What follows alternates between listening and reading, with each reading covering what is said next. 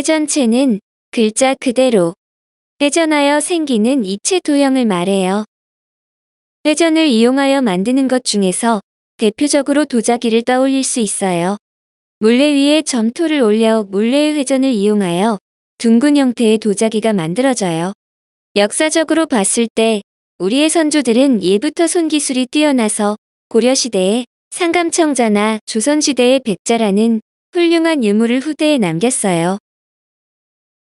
이 도자기들은 물레를 회전시켜서 빚었기 때문에 좌우가 서로 대칭이 되면서 작업하는 도공의 섬세한 손놀림으로 우아하고 아름다운 곡선의 미를 지닌 작품으로 세계적인 평가를 받고 있어요. 이처럼 회전하여 생기는 도형에 관한 성질을 알아보도록 하겠습니다. 회전체란 평면 도형을 한 직선 L을 축으로 하여 일회전시킬 때 생기는 이체 도형을 뜻해요.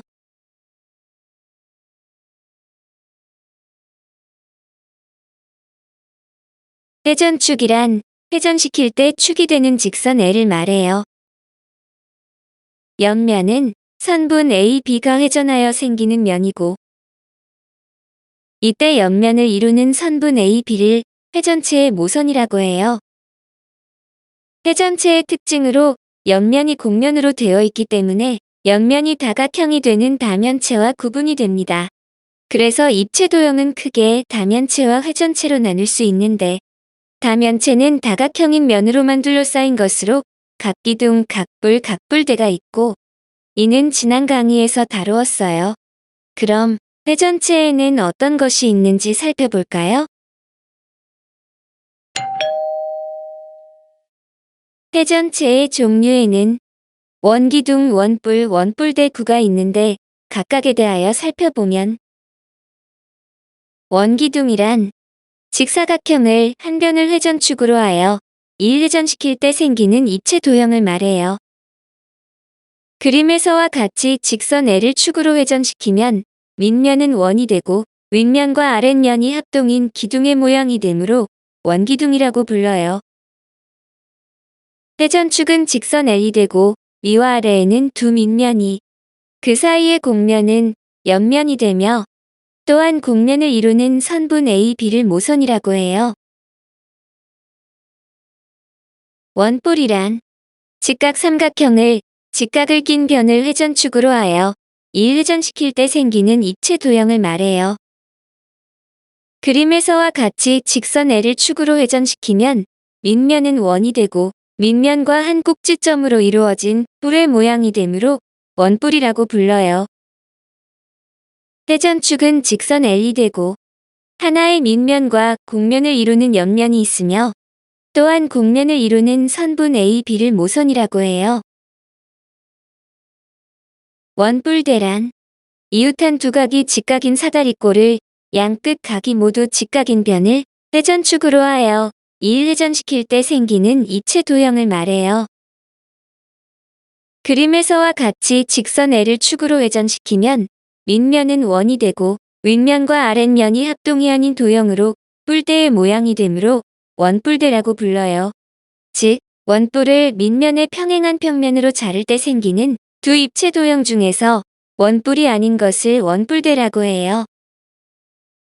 회전축은 직선 L이 되고 위와 아래에는 두 밑면이 그 사이의 곡면은 옆면이 되고 또한 곡면을 이루는 선분 A, B를 모선이라고 하며 두 밑면 사이의 거리를 원뿔대의 높이라 해요. 구는 반원을 지름을 회전축으로 하여 일회전시킬 때 생기는 입체 도형을 말해요. 그림에서와 같이 직선 L을 축으로 회전시키면 다음과 같은 입체 도형인 구가 되고 원기둥이나 원뿔, 원뿔대와는 다른 특징으로 밑면이나 옆면은 존재하지 않는데 구의 옆면을 만드는 것은 곡선이므로 구에서는 모선을 생각하지 않아요. 왜냐하면 모선은 회전체의 옆면을 이루는 선분을 말하기 때문이죠. 또한 중심을 지나는 직선으로 회전시키면 모두 같은 모양의 구가 만들어지므로 구의 회전축은 무수히 많아요. 여기서 잠깐 원과 구의 차이점에 대하여 알아보면 평면 도형인 원은 평면에서 한 점으로부터 같은 거리에 있는 점들로 이루어진 도형이고, 공간 도형 인구는 공간에서 한 점으로부터 같은 거리에 있는 점들로 이루어진 도형을 말해요. 참고로 직각 삼각형의 회전축을 변화시켜서 만든 입체 도형을 비교해 볼까요?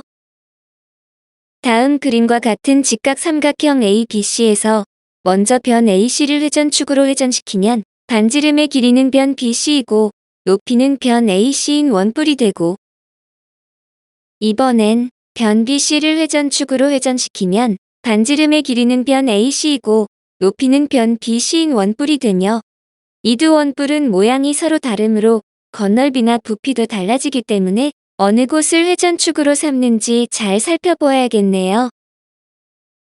끝으로 변 A, B를 회전축으로 회전시키면 다음 그림과 같이 두 원뿔을 위와 아래로 붙여 놓은 모양이에요. 회전체의 성질. 회전체를 회전체의 수직인 평면으로 자를 때 생기는 단면은 항상 원이 됩니다.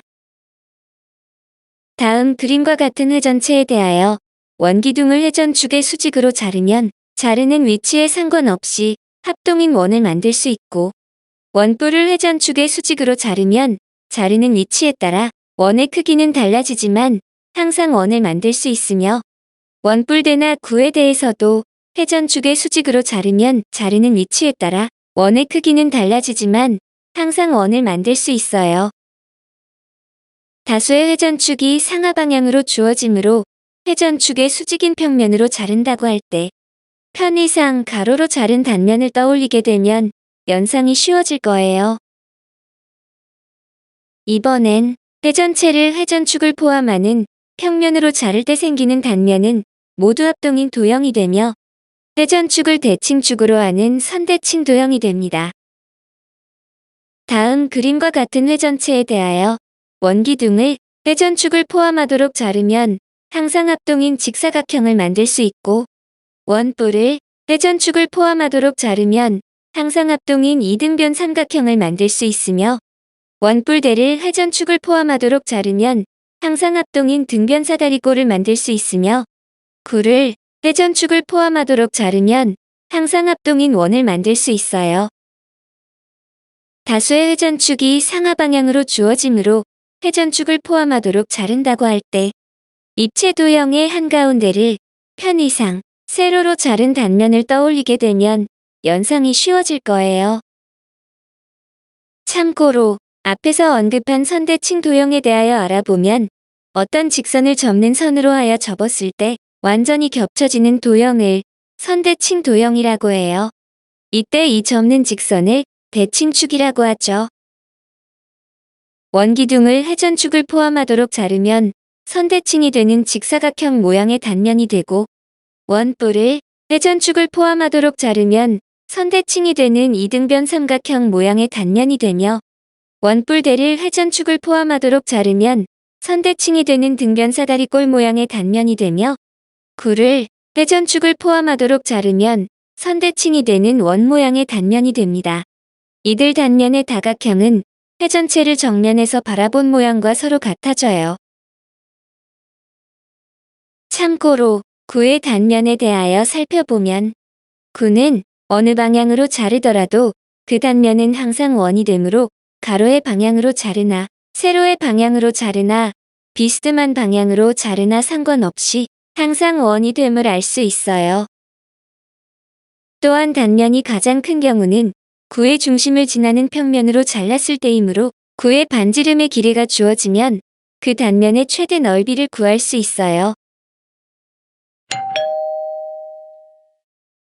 회전체의 전개도. 전개도란 입체 도형을 펼쳐서 평면에 나타낸 그림으로 각각의 회전체를 펼쳐볼까요? 원기둥의 전개도.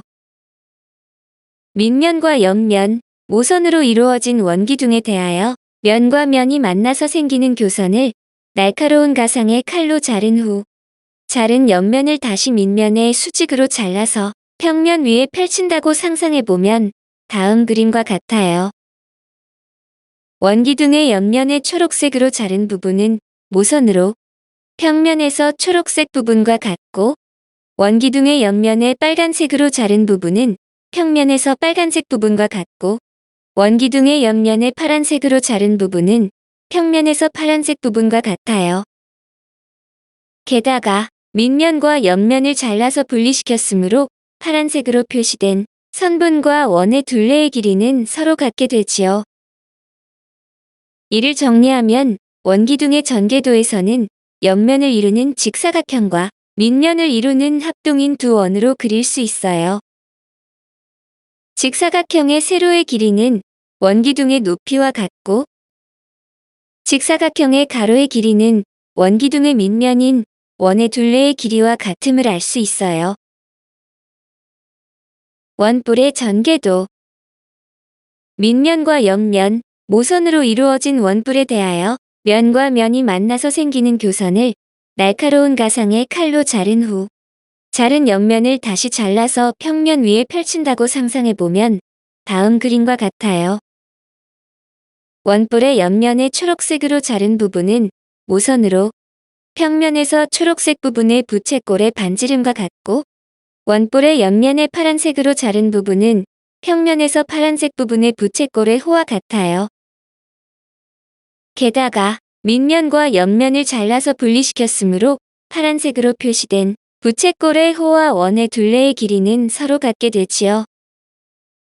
이를 정리하면 원뿔의 전개도에서는 옆면을 이루는 부채꼴과 밑면을 이루는 원으로 그릴 수 있어요.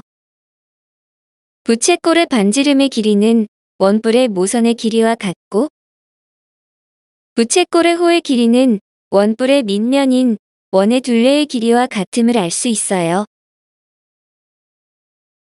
원뿔대의 전개도 밑면과 옆면, 모선으로 이루어진 원뿔대에 대하여 면과 면이 만나서 생기는 교선을 날카로운 가상의 칼로 자른 후 자른 옆면을 다시 잘라서 평면 위에 펼친다고 상상해보면 다음 그림과 같아요. 원뿔대의 옆면의 초록색으로 자른 부분은 모선으로 평면에서 초록색 부분과 같고 원뿔대의 옆면에 빨간색으로 자른 부분은 평면에서 빨간색 부분의 부채꼴의 호와 같고 밑면과 옆면을 잘라서 분리시켰으므로 빨간색으로 표시된 부채꼴의 호와 작은 원의 둘레의 길이는 서로 같아요. 원뿔대의 옆면에 파란색으로 자른 부분은 평면에서 파란색 부분의 부채꼴의 호와 같아요. 마찬가지로 밑면과 옆면을 잘라서 분리시켰으므로 파란색으로 표시된 부채꼴의 호와 큰 원의 둘레의 길이는 서로 같아져요. 또한 원뿔대의 겨냥도에서 잘려서 없어진 원뿔에 해당하는 검정색 점선은 평면에 펼친 전개도에서도 검정색 점선으로 표시를 해야 해요. 이것은 다음에 배울 원뿔대의 겉넓이를 구할 때 반드시 필요한 부분이에요. 이를 정리하면 원뿔대의 전개도에서는 옆면을 이루는 잘린 부채꼴 모양과 밑면을 이루는 합동이 아닌 두 원으로 그릴 수 있어요. 옆면의 위쪽 호의 길이는 원뿔대의 위의 밑면인 원의 둘레의 길이와 같고 옆면의 아래쪽 호의 길이는 원뿔대의 아래 밑면인 원의 둘레의 길이와 같음을 알 수 있어요. 참고로 구의 전개도에 대하여 생각해 볼까요? 구의 전개도를 그리려면 구를 평면 위에 펼쳐야 하지만 구를 평면 위에 펼칠 수 없어요. 달리 말하면 귤이나 오렌지의 껍질을 평면 위에 펼치기는 불가능하다는 거죠. 그래서 구는 전개도가 존재할 수 없어요.